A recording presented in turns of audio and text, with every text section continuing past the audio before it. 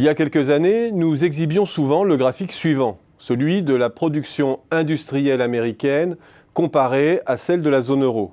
Un graphique en ciseaux qui témoignait du renouveau industriel américain porté par l'irruption des gaz de schiste, le dollar faible, la relocalisation de certains pans de l'industrie, l'automobile notamment, dans les États à bas salaire, et par la politique proactive du gouvernement US en faveur de la demande.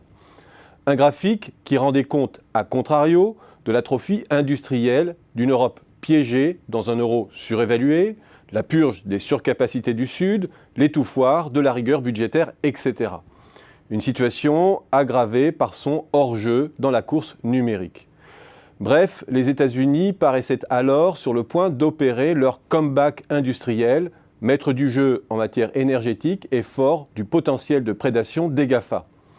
La mise sous tutelle du reste de l'industrie mondiale par ses surtraitants planétaires paraissait même imminent. Sachant que les masses en présence, en termes de valeur ajoutée, étaient à peu près les mêmes de part et d'autre de l'Atlantique, de l'ordre de 2000 milliards de dollars. L'histoire était trop simple. La suite montre que la dynamique européenne était bien plus robuste et que l'ascendant américain moins tracé qu'il n'y paraissait. Le rééquilibrage des changes, l'atténuation de la rigueur en Europe ont remis la production industrielle sur un rail ascendant. Encore, ces données intègrent-elles l'énergie, ce qui embellit le tableau américain. Lorsque l'on se recentre maintenant sur le secteur manufacturier stricto sensu, les choses sont encore plus manifestes. La dynamique haussière est bien du côté européen, avec l'Allemagne, pivot industriel de la zone, en proue du mouvement. Le mot locomotive serait néanmoins abusif, car l'Allemagne est passée en force en écrasant pour ce faire sa périphérie. Il suffit là de comparer la dynamique française et allemande pour s'en rendre compte.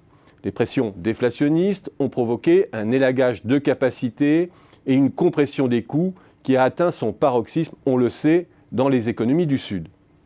Il n'en reste pas moins que cette plateforme européenne, avec l'Allemagne pour pivot, est devenue une véritable machine de guerre. C'est elle qui a aujourd'hui le vent en poupe en termes de croissance. C'est elle qui accumule les excédents commerciaux.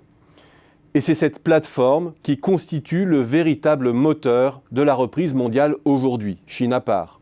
Véritable moteur, car contrairement à la Chine, c'est elle qui se situe encore au sommet des chaînes de valeur. Omnubilée par la désindustrialisation, par l'omnipotence des GAFA, c'est une chose à ne pas perdre de vue. L'Europe n'a pas dit son dernier mot en matière industrielle. Elle demeure encore, en rivalité certes avec les États-Unis, et dans la douleur, le pivot principal des écosystèmes de valeur mondiale.